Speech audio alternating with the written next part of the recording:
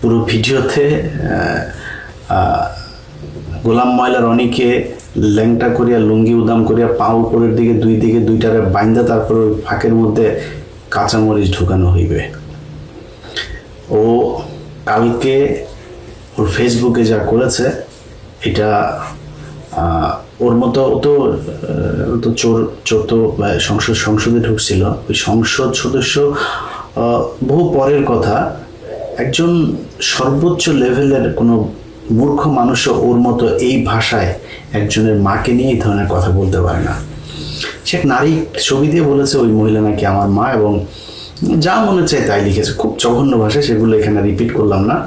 খুঁজে দেখলাম সেই মহিলা হচ্ছে কি আপনার পাকিস্তানি এক মডেল, ব্রিটিশ পাকিস্তানি মডেল। সে তো সমস্যা নেই, সে আমার মায়ের ছবিও যদি সে পাইতো দিত, সমস্যা নেই। দিয়া যদি তার আমার মাকে নিয়ে তার যদি কোনো অবজারভেশন থাকে, খারাপ কিছু থাকে, তাহলে করতো।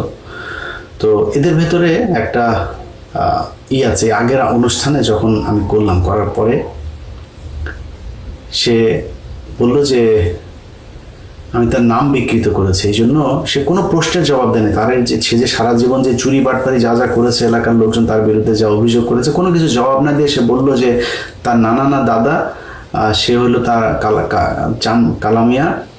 কালামিয়া হয়েছে গিয়ে তার নাম রেখেছে গোলাম মাওলা, আমি সেটাকে গোলাম ময়লা বলেছি, নাম বিকৃত করেছি, খুব অন্যায় করেছে, এই জন্য আল্লাহর কাছে সে বিচার দিয়েছিল। মনে আছে নিশ্চয়ই আপনাদের। তো আমি তো তোর নাম বিকৃত করিনি রনি, আমি তোর নাম পাল্টে দিয়েছি। তুই গোলাম মাওলা না, মাওলার গোলাম তুই হইতে পারিস না, তুই ময়লার গোলাম, শয়তানের বদমাইশের হাসিনার গোলাম। এই যে এখন আবার দেখছিস না, তোরে একবার তুই জামাতে, একবার বিএনপিতে, একবার আওয়ামী লীগে, একবার এইটাতে ওইটাতে গিয়া শেষে আবার আওয়ামী লীগে ফিরে আসছিস। এখন কেউ তোরে লাগায় না, এখন তুই আওয়ামী লীগে এসে আবার মন মারা দিচ্ছিস। যাই হোক, এখন এই লোক হঠাৎ করে এইরকম একটা পোস্ট করলো। তো আমি আপনাদেরকে বলেছি যে সে আমাকে নিয়ে যা বলেছে, আমি ব্যক্তিগত কোনো নিতে আমার একদম সমস্যা না। আমি ব্যক্তিগত নেওয়ার জন্য রেডি, এবং আমি কিছু কিছু মানুষের ব্যক্তিগত উলঙ্গ করার জন্য রেডি। সেগুলো কারা ধরেন যাদের ভারত কানেকশন থাকবে, আওয়ামী লীগ কানেকশন, ওদের ক্ষেত্রে আমার এথিক্স কিচ্ছু কাজ করবে না। যেখানে পাবো ন্যাংটা, আমার বিএনপির স্থায়ী কমিটির অন্তত 4-5 জনের জিনিস আছে, ছাড়ি না কেন বল দেব। সব শেষ। নোয়াখালীর এক বিএনপি নেতার ইদানিং তিনি একটু ডাউনে আছেন, একসময় খুব বড় নেতা ছিল, একসময় খুব বড় ধরনের আলোচনা ছিল তারে নিয়ে, আর বেশি বললাম না। তার একটা জিনিস এসছে আমার কাছে। তো এরকম অনেকের আছে, কিছু বলি না, বাট ফখরুলের পাইলে কিন্তু দিয়ে দেবো, সালাউদ্দির পাইলে দিয়ে দেবো। কেন জানেন? কারণ এগুলি হলো ইন্ডিয়ান চর। সো আমার ইন্ডিয়া আওয়ামী লীগের কানেকশন থাকলেও অন্যদের ব্যাপারই না, অনেকের আছে, এগুলো আমি দেই না। এগুলো দেওয়ার এখন বয়স হয়েছে, দেখছি না মাথার চুলমুল সব কিছু, কিন্তু মানে আমার কিন্তু 90% চুল পাকা। এতদিন মেহেন্দি টেন্দি দিয়া তারপরে একটু কালা টালা করে রাখতাম, কালো রং করা তো আবার হারাম। এখন ওই রং করি না, পুরো সাদা করে ফেলছে। এখন বয়স হচ্ছে, একটু তো ঠান্ডা হওয়া দরকার, তো হিসাব করে করতে। বাট আওয়ামী লীগের ক্ষেত্রে একদম জীবনের আল্লাহ যদি বাঁচায় রাখে, 80 বছর বয়স যদি আল্লাহ বাঁচায় রাখে, একদম চুলদারি গোপ সব পাকা, চামড়া টামড়া টান পড়ে গেল, আওয়ামী লীগ আর ইন্ডিয়া কানেকশন আছে কারো, ওর নুনু পাইলে আপনাদেরকে দেখাই দেবো। আপনারা যাই মনে করেন, আমার কিছু করার নাই, কিন্তু অনেকের ক্ষেত্রে করে রাখি। তো আজকে যারা নিয়ে আলাপ করতে এসে তার ব্যাপারটা আগে বলি, তার আগে একটু পরীক্ষা করে নিই ওর জিনিসে মেশিনে শক্তি আছে কিনা, এটা ওর মুখ থেকে শুনে আসি আগে। চলেন। হ্যালো, আসসালামু আলাইকুম। তোমার শরীর কি বেশি খারাপ? জি। কি হয়েছে? এটা ক্লান্তি আর কিছু না। কালকে রাত ঘুমাতে পারি না, সারা রাত অফিসে আসছি, আসার পরে কাজ করে মধ্যে কারেন্ট চলে গেল, শুয়েছিলাম, উঠলাম, এই মাত্র আমাদের দাঁড়াবো আর কি। আচ্ছা, রোজা কি আছো? হ্যাঁ, রোজা আছি। আমরাও রোজা আছি। তোমার সাথে একটু দেখা করতে চেয়েছিলাম। এটা আমার মেন্টাল, আমি আগে বলছি বারবার, এটা আমার জন্য মানসিক একটা অসন্তোষ তৈরি করে। এই জিনিসটা মানে তোমরা হয়তো যে জিনিসটা যেভাবে ভাবছো বা করতেছো, আমার দিক থেকে ভাবতে হবে। তোমরা ফোন করলে বা তোমরা কথা বলে তোমাদের সাথে দেখা সাক্ষাৎ করলে এটা আমাকে আরো অসুস্থ বানাই ফেলে। আমার পুরো এই যে আসছো কোনো কথা নাই বার্তা নাই, সারপ্রাইজ পুরো ঈদটা হারাম হয়ে গেছে, ঈদটা হারাম হয়ে গেছে। আবার এই যে তোমরা ঢাকাতে কেন আসছো, কি জন্য আসছো, আই ডোন্ট নো, আমি কিছু জানি না। আসার পর আবার এখন তোমাদের সাথে দেখা করতে হবে, এই জিনিসগুলো আমার উপর চাপ পড়ে, প্রচন্ড চাপ পড়ে। এই বিষয়গুলো তো বুঝতে হবে যে আমি একটা সিস্টেমেটিক মানুষ, সিস্টেমের বাইরে আমি যাইতে পারি না। না, তুমি কালকে বলেছিলা দেখা করবা, সেই জন্য ফোন করেছিলাম। ঠিক আছে, কালকে বলেছিলাম, কালকে ওকে ছিলাম সবকিছু, কিন্তু আজকে তো করতে পারতেছি না। ঠিক আছে, আর তোমরা ঢাকাতে কথা নেই, ঢাকাতে আসছে কেন? জেসিকা কোথায়? জেসিকা আসছে না চিটংয়ে? না, জেসিকাও আসছে, আমরা সবাই আসছি।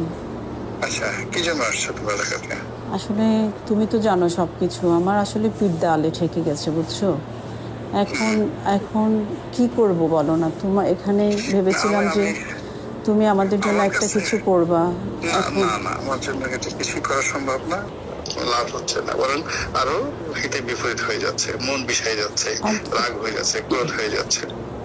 অন্তত পক্ষে দুপুর বেলাটা যদি তুমি আমাদের সাথে একটু খাও, প্রতিদিন একটু দেখা করো, একটু তোমার টাচে থাকি, গার্ডিয়ান না তুমি আমাদের। না না, এটা হবে না, এটা সম্ভব না। এটা আমি নিজের সাথে যুদ্ধ করতেছি বা সবকিছু করতেছি, যদি কখনো আই উইল কল ইউ, এটার সম্ভাবনা আমি ওই জিনিসটা আমার হয়ে গেছে, আমার জীবনের একটা ম্যাপ আছে।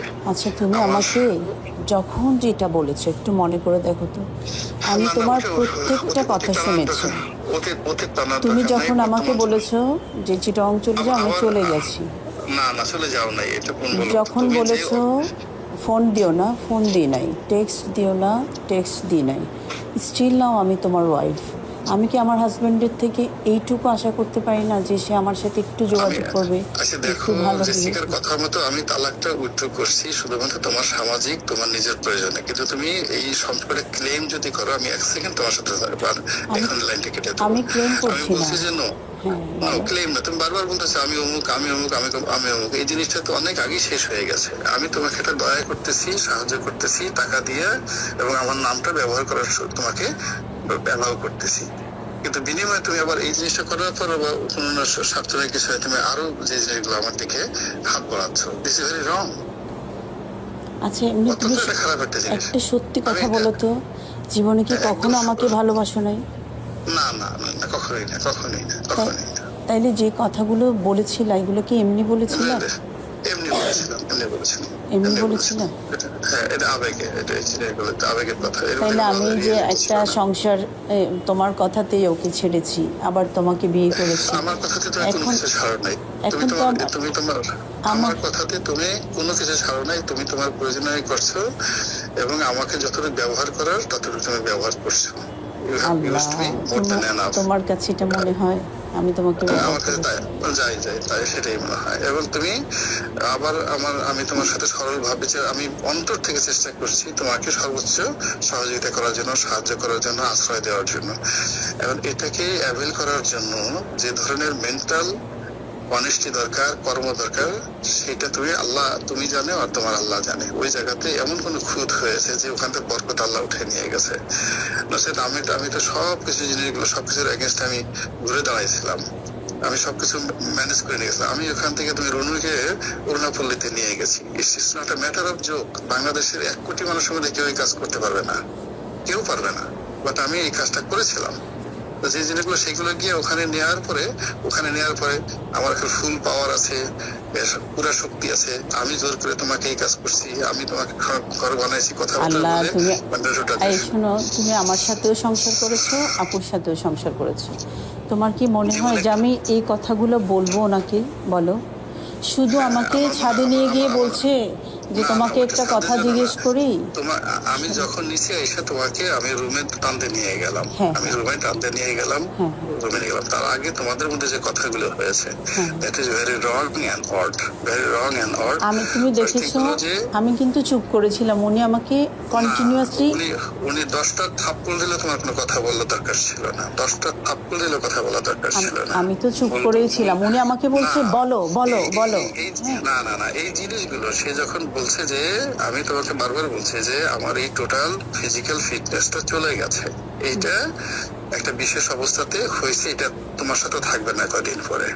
আর তুমি সেই জিনিসটাতে, সে যখন বলছে যে তার তো কিছু নাই, তুমি এই জিনিসটা হয়েছে কেন, আমি তাকে বলছি সে অত্যন্ত মেধাবী, খুব চালাক, এমনি দেখে বোঝা যায় না বোকা শোকা, কিন্তু যখন তুমি বন্ধু হিসেবে তাকে পাবা মনে হবে বোকা, কিন্তু যখন প্রতিদ্বন্দ্বী হিসেবে তুমি তার সাথে ফাইট করবা, তুমি এক সেকেন্ড তার সাথে টিকতে পারবা না।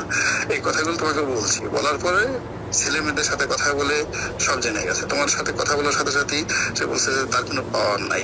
হ্যাঁ, পাওয়ার নাই, সে বলছে পাওয়ার নাই মানে ফুল পাওয়ার আছে। না কসম, আমি এভাবে বলি নাই। আমাকে বলছে তোমাকে একটা কথা জিজ্ঞেস করি, তোমার ওর তো কিছু নাই না? আমি বলি কি ওর কিছু নাই মানে, বলে কি তোমাদের মধ্যে?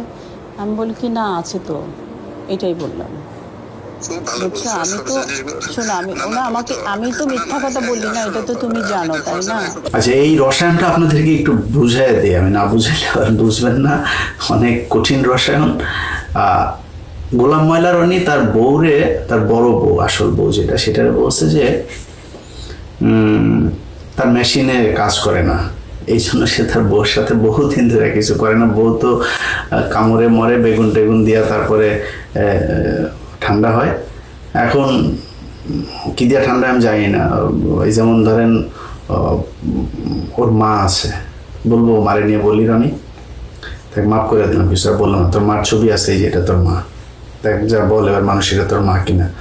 তুই আমার মারে খুঁজে পাইস না, আমি তোর মারে খুঁজে পাইছি, আর তোর মারে নিয়ে তোর মার ভিতরে বেগুন ঢুকাইতে পারতাম, ঢুকাইলাম না, মাফ করে দিলাম। মা তো এই জন্য তুই আমার মৃত্যু মারে ছাড়িস নেই। তো ওর বউ হয়তো বেগুন টেগুন দিয়া ই তো করতে হবে, বা এটা শারীরিক চাহিদা, কিছু করার নাই, ঠান্ডা হয় যেভাবেই হোক। আর ওরে ও যা অন্য মহিলাদের সাথে যে আকাম কোকাম করে। দ্বিতীয় স্ত্রীকে বলছিল যে আমার যে মেশিন ঠিক আছে, এটা কিন্তু তুমি বড় বউরে বলবা না। ছোট বউ তো বড় বউরে বলে দিছে